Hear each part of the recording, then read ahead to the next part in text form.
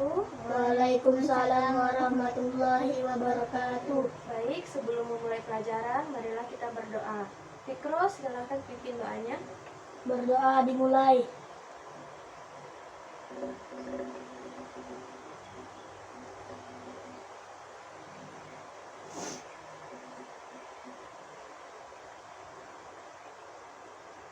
Berdoa selesai. Baik, sebelum memulai pelajaran, marilah kita bersama-sama mengucapkan basmalah. Bismillahirrahmanirrahim. Ibu absen dulu ya. Fikro, Hadir Bu. Anugerah Saputra, Hadir Bu. baik, hadir semua ya.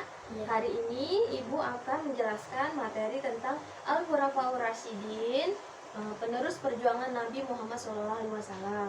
Ada yang tahu tentang Khulafaur Rasyidin? Tidak Bu. Baik. Khulafaur Rasyidin artinya pemimpin yang diberikan petunjuk oleh Allah Subhanahu wa taala. Khulafaur Rasyidin adalah pengganti Rasulullah. Mereka berjumlah 4 orang. Ada yang tahu siapa saja? Tidak. Yang pertama ada Abu Bakar As-Siddiq. Yang kedua ada Umar bin Khattab. Yang ketiga ada Utsman bin Affan. Kemudian yang terakhir Ali bin Abi Thalib.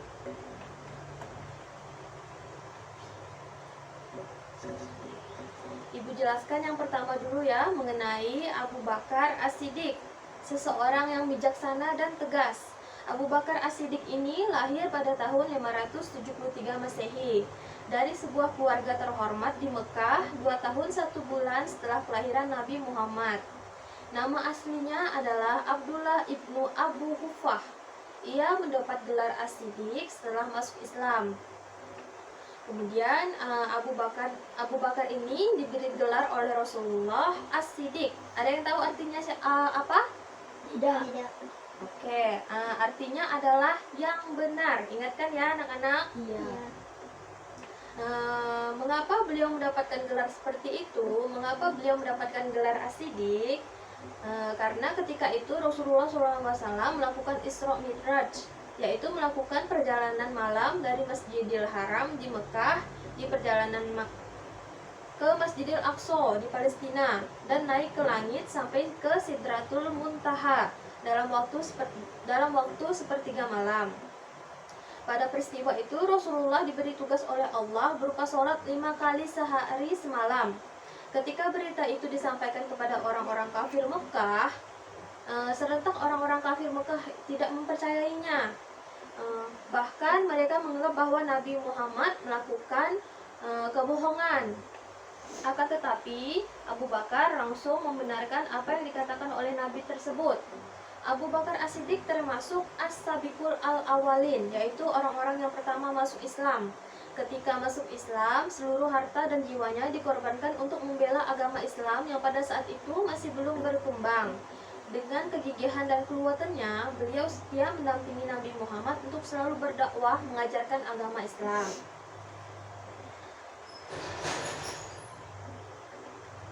Abu Bakar ini sempat dicaci-caci oleh musuh-musuhnya gara-gara mengikuti agama Islam. Akan tetapi Abu Bakar tetap saja setia, bahkan sampai pada saat Rasulullah mau hijrah. Ia tetap setia mendampinginya meskipun rintangan yang dihadapinya saat itu sangatlah berat. Abu Bakar ini sudah memberikan contoh yang baik. Ia selalu mengorbankan jiwa dan raganya hanya untuk jayaan Islam. Ia juga patuh pada ajaran agamanya. Dan dari sejak ia kecil pun dia sudah sekolah di taman kanak-kanak, diajari tentang sholat, tentang berbuat baik. Dan hingga sekarang ia masih mengamalkan ajaran-ajaran baiknya di kehidupan sehari-harinya. Kemudian kita lanjut ke yang kedua, yaitu adalah Umar bin Khattab, seseorang yang tegas dan pemberani. Umar bin Khattab bin Nufail bin Abdul Uzza atau lebih dikenal dengan Umar bin Khattab adalah salah seorang sahabat Nabi Muhammad yang juga adalah khalifah kedua setelah siapa yang tadi yang pertama? Abu Bakar As-Siddiq. Umar dilahirkan di kota Mekah di suku Bani Adi, salah satu rumpunan suku Quraisy, suku terbesar di kota Mekah saat itu.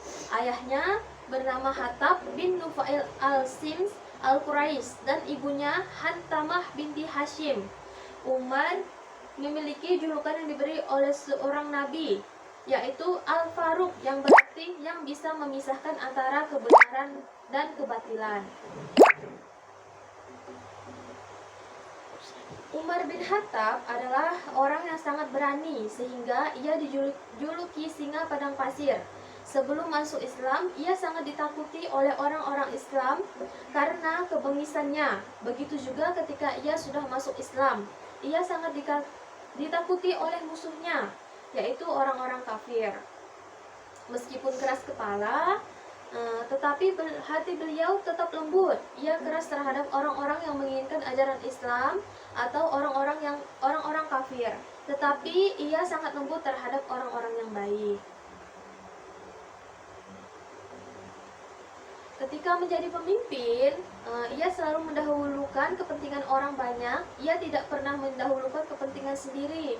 Prinsipnya lebih baik tidak makan dan tidur di lantai daripada enak makan dan tidur di istana sementara rakyatnya menderita. Kita sudah dapat dua orang Khulafaur Rasyidin. Yang pertama tadi Abu Bakar As-Siddiq, kemudian yang kedua Umar bin Khattab. Kemudian kita lanjut yang ketiga. Yang ketiga adalah Utsman bin Affan, seseorang yang baik hati dan dermawan.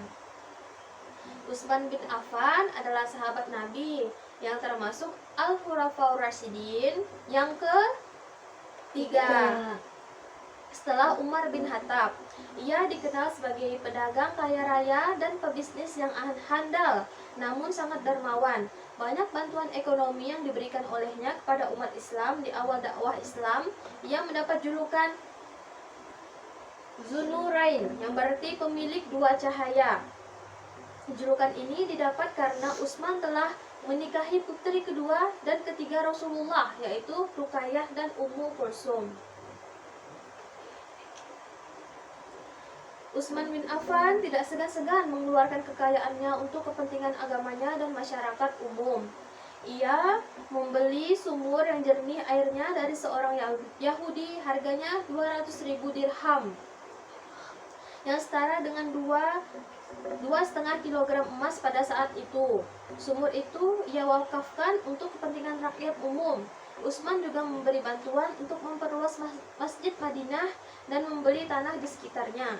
Ia mendermakan 1.000 ekor unta dan 70 ekor kuda, ditambah 1.000 dirham sumbangan pribadi untuk perang Tabuk yang nilainya sama dengan sepertiga biaya ekspedisi tersebut. Pada masa pemerintahan Abu Bakar, Utsman juga memberikan gandum yang diangkat dengan 1.000 unta untuk membantu kaum miskin yang menderita di musim kering. Kemudian yang terakhir, Ali bin Abi Thalib, cerdas dan sabar. Ali bin Abi Thalib ini mempunyai nama asli Haidar atau Singa bin Abu Thalib. Beliau adalah seorang pemeluk Islam pertama dan juga keluarga Nabi Muhammad SAW. Ali adalah sepupu Nabi Muhammad SAW dan menantunya setelah menikah dengan Fatimah.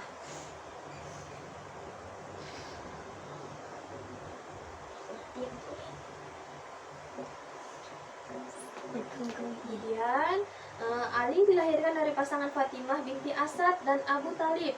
Kelahiran Ali ini banyak memberi hiburan bagi Nabi Muhammad karena Nabi Muhammad itu tidak mempunyai anak laki-laki.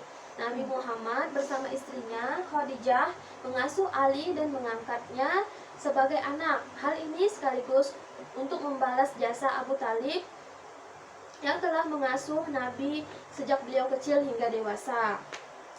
Dengan demikian, sejak kecil Ali sudah bersama dengan Nabi Muhammad SAW. Pada usia remajanya, setelah wahyu turun, Ali banyak belajar langsung dari Rasulullah. Beliau selalu dekat dengan Nabi karena menjadi anak angkatnya dan berlanjut ketika menjadi menantunya. Didikan langsung Nabi kepada Ali dalam semua aspek ilmu Islam menggemblengnya menjadi seorang pemuda yang sangat cerdas, berani, dan sabar.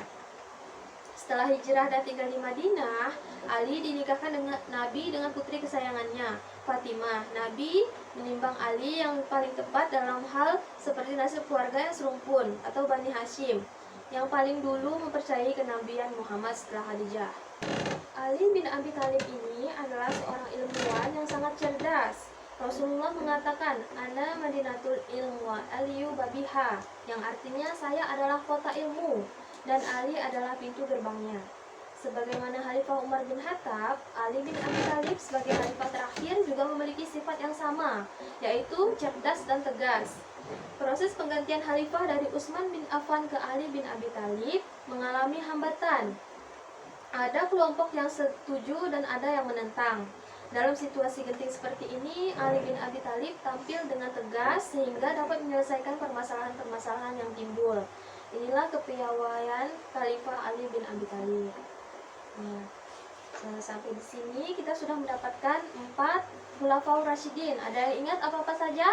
Yang pertama, Abu Bakar As-Siddiq. Abu Bakar As-Siddiq. Kemudian yang kedua,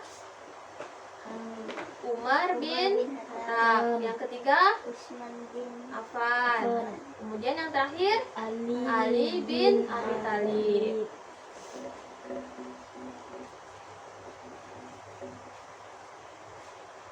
Kemudian kita masuk ke sifat-sifat yang dimiliki oleh Khulafaur Rasyidin. Yang pertama, sifat secara umum. Sifat yang dimiliki oleh Khulafaur Rasyidin ini antara lain adalah amanah, istiqomah, jujur, cerdas, bertanggung jawab, dan selalu menyampaikan kebenaran. Kemudian sifat secara khusus, yang pertama Abu Bakar As-Siddiq. Abu Bakar ini bersifat tegas terhadap orang yang mengaku nabi, tidak mau membayar zakat, dan orang yang murtad. Kemudian yang kedua, Umar bin Khattab, bersifat pemberani melakukan perluasan wilayah Islam.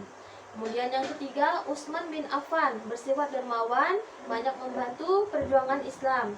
Kemudian yang terakhir, Ali bin Abi Thalib, bersifat cerdas, ilmunya sangat tinggi, dapat menyelesaikan berbagai permasalahan yang muncul. Sifat-sifat Khulafaur Rasyidin ini sangat baik untuk kita contoh dalam kehidupan sehari-hari. Ada yang ingin sampai di sini? Ada yang ingin bertanya? Tidak. Jika tidak ada yang ingin bertanya, Ibu cukupkan sampai di sini. Jangan lupa diingat-ingat kembali materi yang telah Ibu sampaikan hari ini mengenai Khulafaur Rasyidin. Mohon maaf apabila ada salah-salah kata yang Ibu sampaikan. Ibu cukupkan sampai di sini dengan membaca hamdalah. Alhamdulillahirabbil alamin. Sekian dari Ibu. Wassalamualaikum warahmatullahi wabarakatuh. Sekian yang dapat Ibu sampaikan. Wassalamualaikum warahmatullahi wabarakatuh. Waalaikumsalam warahmatullahi wabarakatuh.